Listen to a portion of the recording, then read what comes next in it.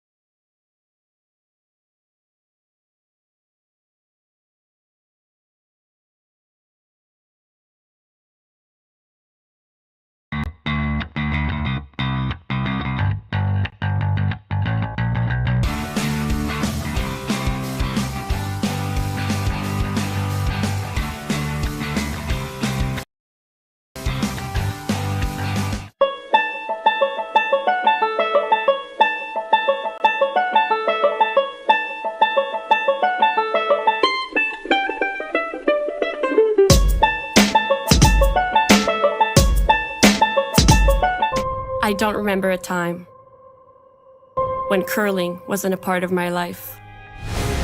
When I wasn't putting in the sweat and hard work to be the best that I can be. Clocking in the time, the effort to practice day in, day out. Curling is more than just a game. It's a family, a community. And when it's time to play, I know I'll be ready.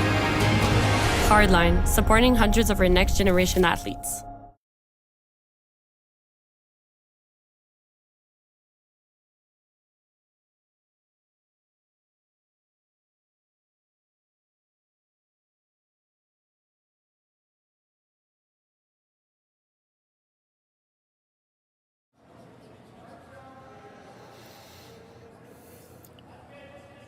Good afternoon, everyone, and welcome to Curling Stadium Beaumont's presentation of the Hack2House Alberta Curling Series Men's Major. My name is Shawn Joyce, here from the Beaumont Curling Club. 18 teams began the triple knockout draw Thursday night, looking for one of 8 berths through to the championship round starting tomorrow morning. 6 teams have already punched their tickets to the playoffs. There are 4 teams left to play for those last couple of spots. Pardon me, 8 teams left, 4 games here tonight, looking for 2 more spots. Winners of the 4 games in this draw will play again. Schedule time is 6:45 Mountain Time this evening. We're a little bit late with this draw. That's one of these things that happens in a triple knockout. Some of these teams played in the last draw. We end up just a little bit behind. Happy to be joining you here for the match between Sluchinski and Venance. There's a practice session, as always, at these events before the first end, and draw to the button to determine who would have last rock here.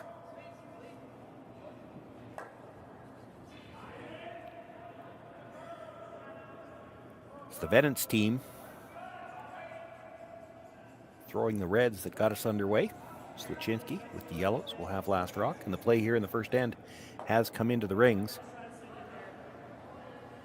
The lead for Venance is Matt Tolley. The second with the brush down, Eric Colwell. Sebastian Robillard is the third, and the skip in the house, Venance.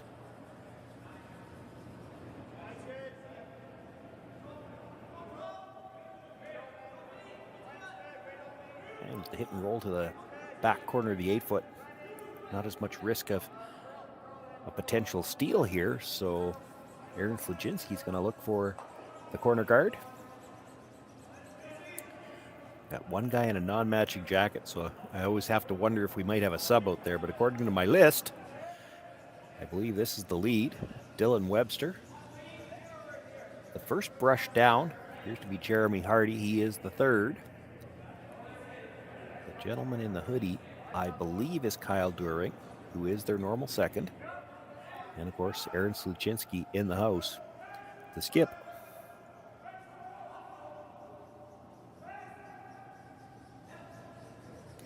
With 18 teams in a triple knockout draw, you will get some buys at the start of the event. So actually, in this case, both of these teams were fortunate in that they didn't have to play the opening draw Thursday night. They both began play Friday. So they come into this draw having only played 3 so far, needing to play this game this afternoon and another one this evening to have a chance to qualify. In the case of Sluchinski, the 3 games he played coming into this were all yesterday. So a 3-game day to get things underway. That can be a little hard on the body early in the season. And it's played twice yesterday and once already today.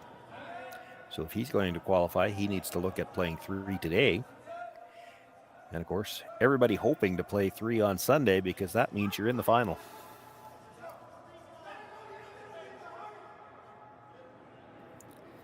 That was the 5th rock of the end, so they could start making a play on guards now.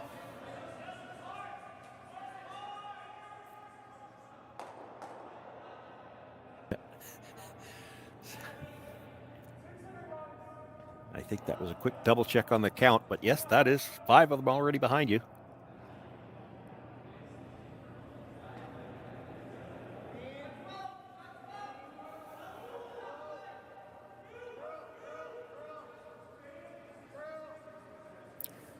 hoping to roll the shooter into the rings on the other side of the house. Might protect the one behind it, but for now it's just important to get a biter. Becomes a difficult rock for Venance to ignore if you can get it into the rings.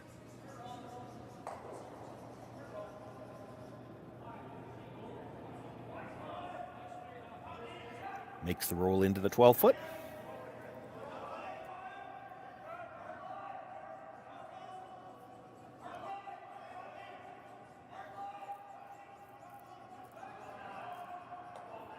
Glenn asking for the roll all the way across to the other side of the sheet.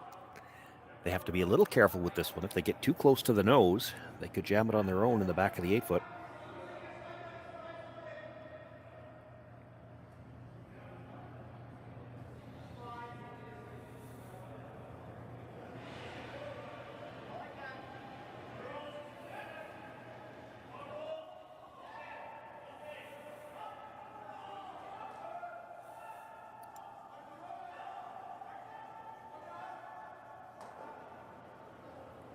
Nice touch shot by Eric Colwell. Comes across the face, makes the hit.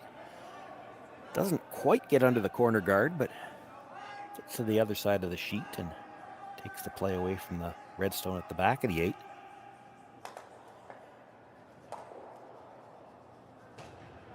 Indication from Aaron Sluchinski, and you can see from our camera angle, from the hacks, they can just barely see all of it. Aaron wanted to roll under the guards, and I don't think it looks as good from the hacks. They're wondering about the roll to the other side. If you get the roll towards the other redstone, not think of the double, just roll somewhere towards it.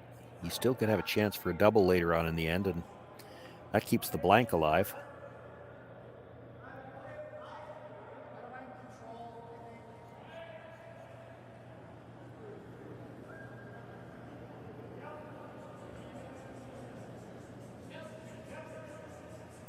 We're on the brush right away.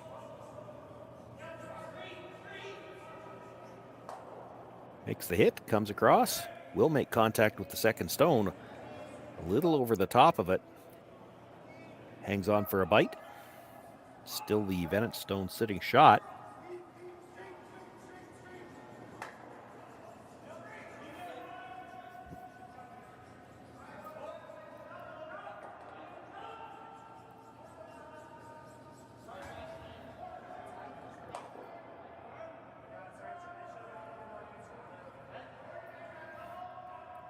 Glenn feeling that the corner guard's probably the bigger threat to them right now, so they're going to make a play on it. And keep an eye on the shooter as it comes across. They might actually be able to get that stone out of the edge of the 12-foot as well. He's going to have to hit it thicker than this, though. You'd danger getting your own if he makes contact at all, and it slides right by.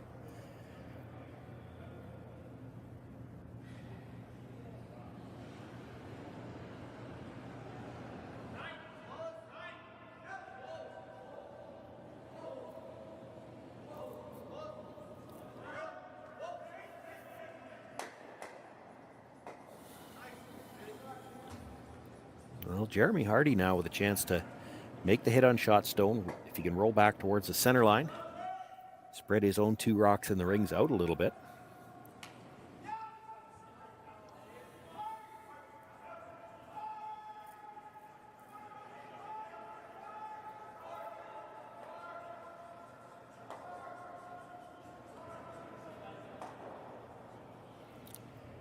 Makes the hit, but a little aggressive on looking for the roll, and will roll out of play. So just one sitting in the rings now. Shot stone belonging to Aaron Sluchinski on the edge of the 12-foot. He does have a corner guard.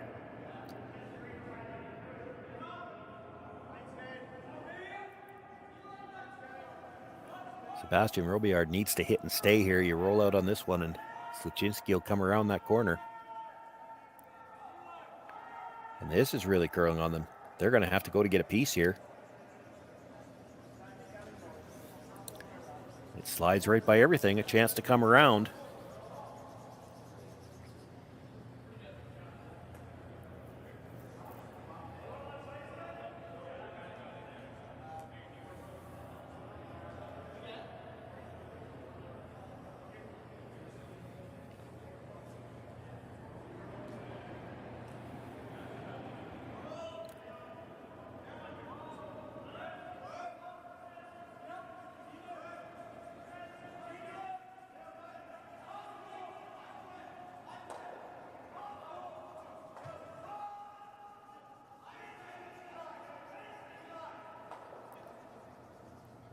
Rushing's been off and on. He's got nice line by the guard. Now it's a question of where it's going to stop. This might be a little deep.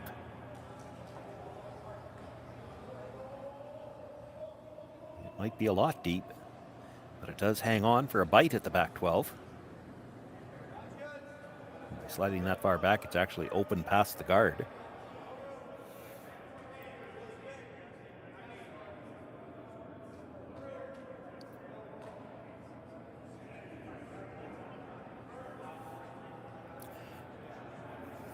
Venance looking to make another play on the stone on the open side of the sheet. Nose hit would probably have shot rock. He'd like to roll in a bit.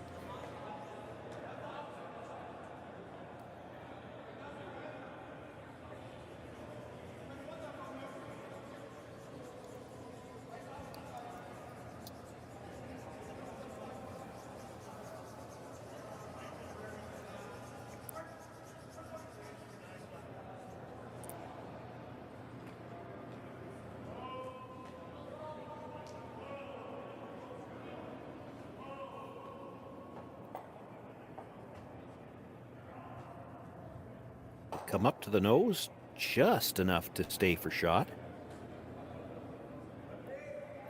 Well, that could work out for Venance, because Aaron Sluchinski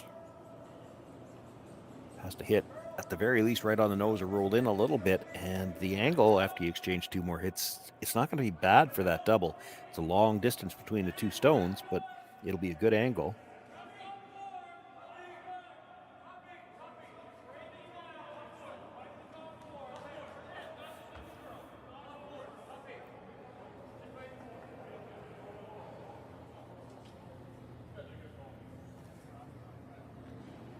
So Aaron Sluchinski with his first stone here in the opening end of play. He does have last rock, a chance to hit and sit too.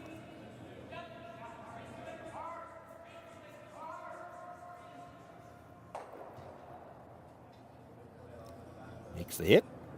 Does roll across to the back of the 8-foot.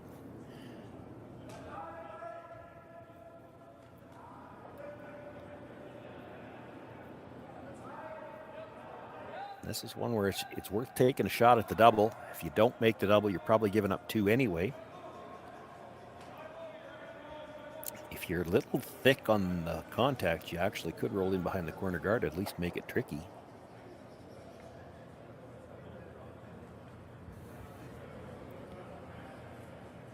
Kind of looks like just on the thicker side of half a rock here. You can see where he's put the broom, and that's... They're playing the out turn, so he's going to be throwing this with some weight. Can't afford to have it curl.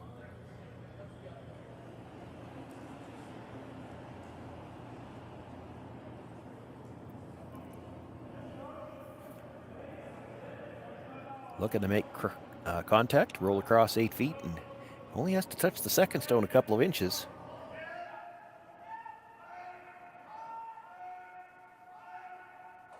Makes the hit.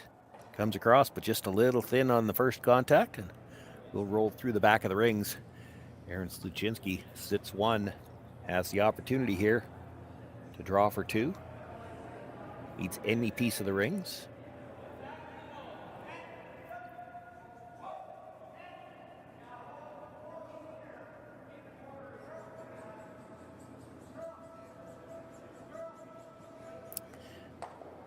They did have an opportunity before the game to have a practice session up and back and then draw to the button. So a lot of the play in the pre-game would have been geared towards that draw to the button path. But here in the first end, they have attempted to come around that guard a couple of times, and feeling like they've got a better handle on the speed down this path to the corner. So going to play it again.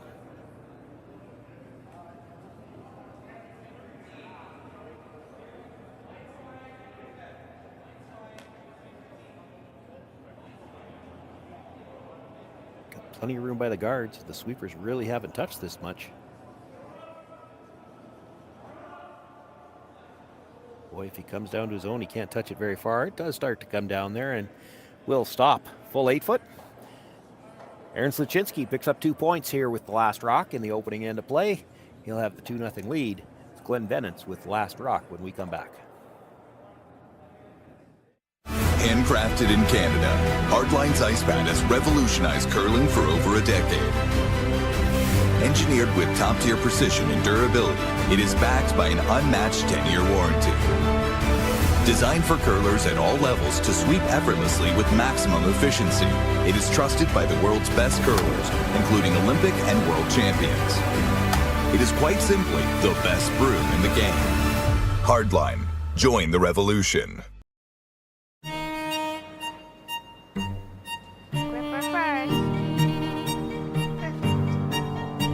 Don't forget the brooms. Yep, you got it.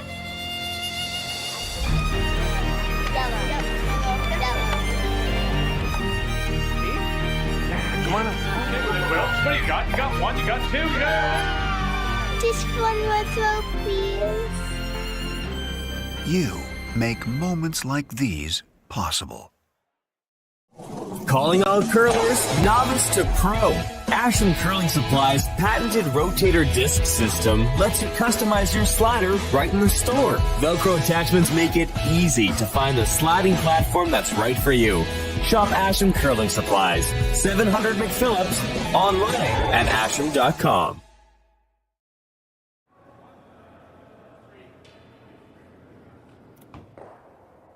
It's the Hack2House Alberta Curling Series Men's Major. Saturday afternoon, we've got the C semifinals here. Aaron Sluchinski with 2 in the first. Glenn Venance with last rock as we begin play here in the second end. 4 C semifinals on this afternoon. You can catch all of the action on the Curling Stadium YouTube channel, and also available through the Alberta Curling Series YouTube channel.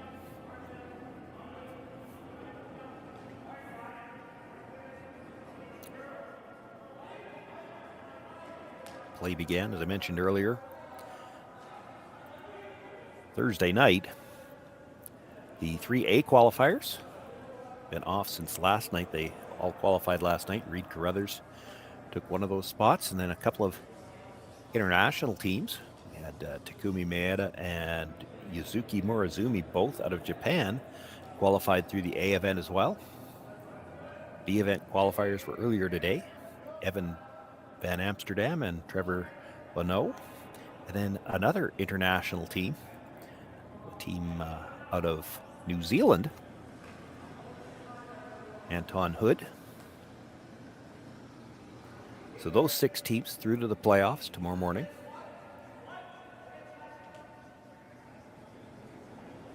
Eight teams on the ice now, 4 games. Winners of these 4 games will be right back on the ice tonight to determine the last 2 playoff teams. We've got some rocks in play here in the second. First guard was slightly off center. That one's a little closer to the center line, but again, doesn't look like it's got a piece of it. No tick zone in play here, as well as the 5 rock free guard zone. Bennett's not playing towards the centers anyway. He's down 2. He's got a corner guard up. He's going to try to use it.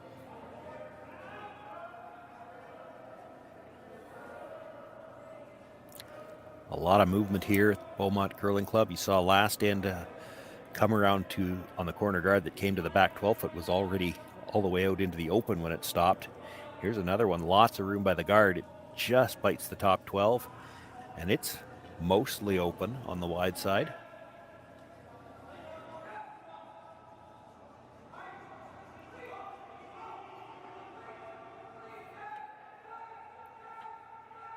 Aaron Sluchinski could see a piece of that red biter, but this is still just the 5th stone of the end. If you try to come by that tight and you ever crash the guard, it's still in the free guard zone.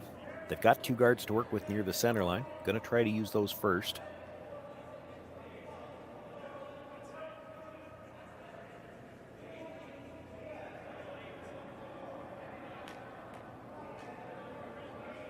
And again, this looks like it's got a ton of room coming by, but you'll see them move huge from the hog line in.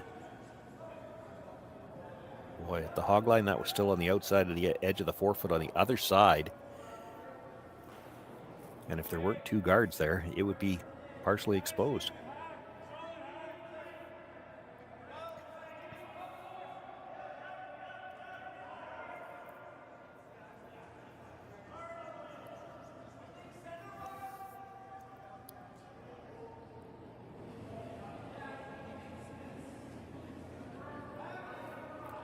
That was the 5th rock. They can start making a play on the guards now. I think they're playing the double peel, but he could be playing the run back as well.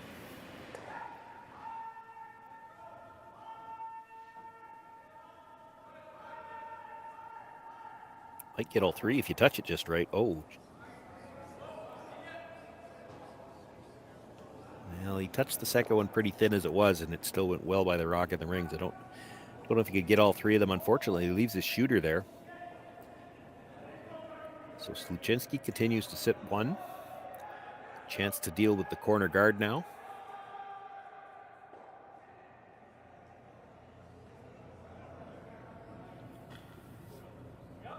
Going to try to hit this just slightly on the center line side. Drive it back, kill that stone at the top of the 12-foot if they could. That'd be the bonus. Might be able to roll over and get a double guard on his shot stone as well. Makes the hit. Jams it on that biter, but it's enough to be out of the rings now.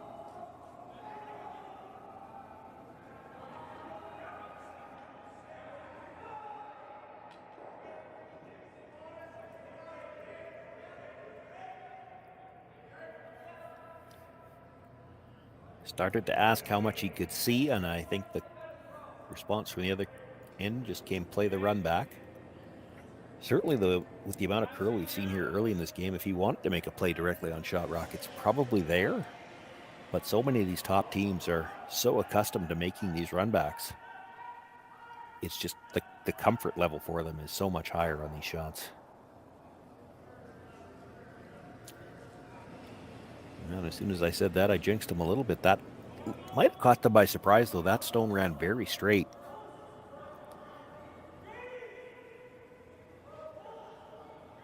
We saw the Venance team actually over curl on one hit last end. They did have one under curl on them.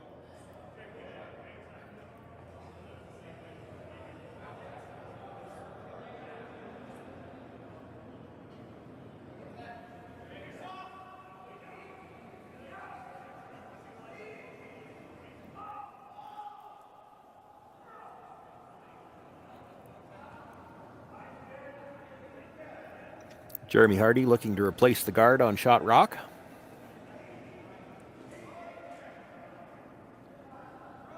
Looks like it's a long ways out there, but you know this is going to move from the hog line in. There it goes. Now they backed away from the brush, knowing that if they keep sweeping that, it's going to over curl. Actually stops dead in line to shot stone. That's a good guard and a tough shot to throw on ice with this much swing.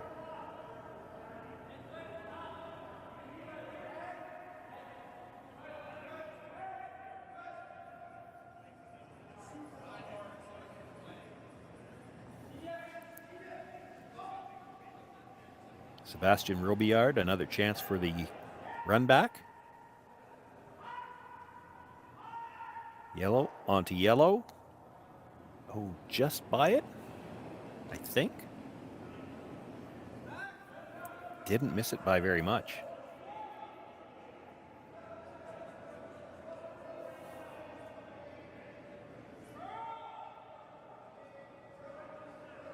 Not entirely certain that it didn't touch it on the way by, but didn't move very much if it did.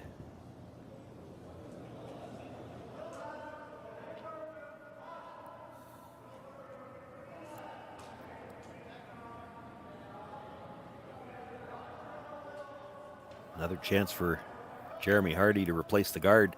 This time they're thinking that might have to curl a little bit more. If you're a little bit lighter on these, it doesn't have as much time to curl. So the Brushers, recognizing that, switched around the other side, brought it as far as they could. He does cover probably 2/3 of it.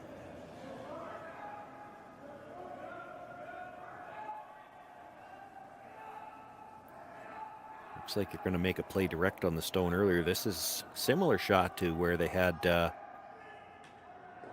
opportunity earlier in the end and decided to play the run back, but that run back was their own rock.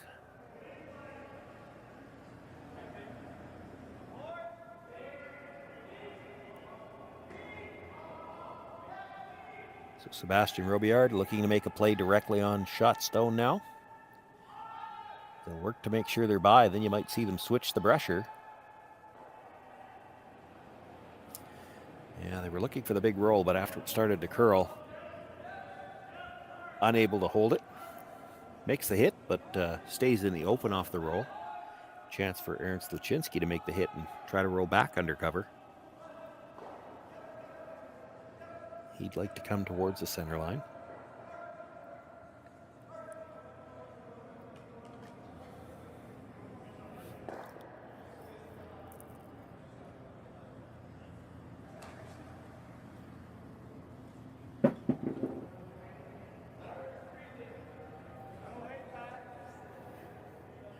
Skip Stone's left to come here in the second. Aaron Sluchinski with a 2-point lead. This is his first.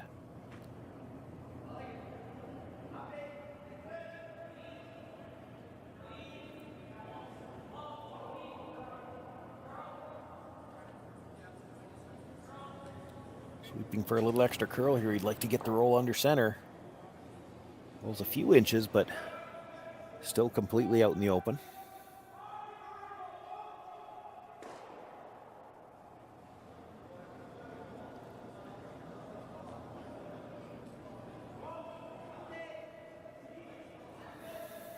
First thought for Glenn Venance is to try to roll all the way across the house. There's the yellow and double red guards. He can get anywhere between those and would be covered, fully covered. I don't think the port's big enough to come between.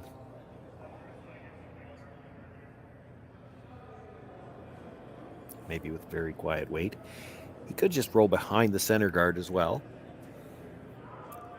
I think what's stopping him from doing that, it's one of those shots you know that if you make it too good, your opposition's going to play the run back, and if he makes it, it's his own stone he's running in. He could be buried, and you're forced.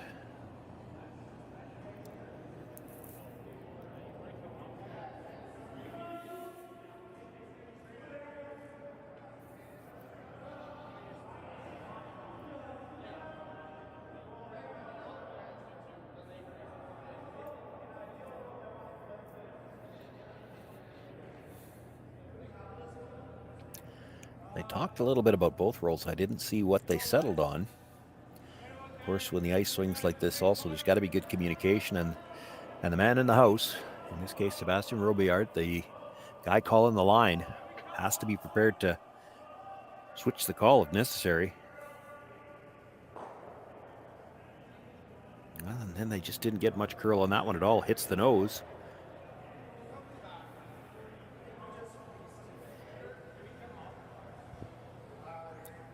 Aaron Sluchinski thinking about the longer roll.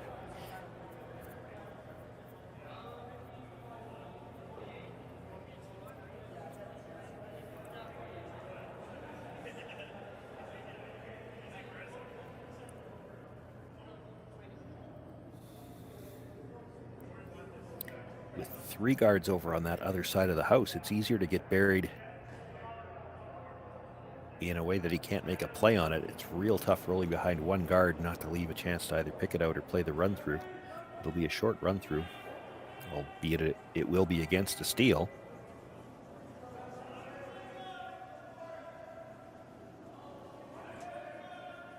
First call from the Brushers. This might be a little more weight than they'd called for.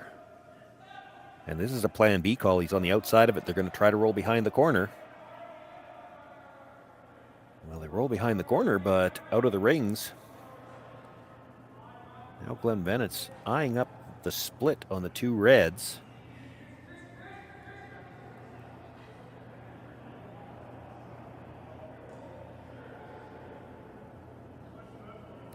There's a couple of ways you can do it. You hit really thin on the outside. He's looking at half, but I think you're about a quarter. Touch the one closest to the rings on the way by. Try to get them both in. You could do it with the shooter as well. Contact there with the shooter. The stone that you push into the other red will drive it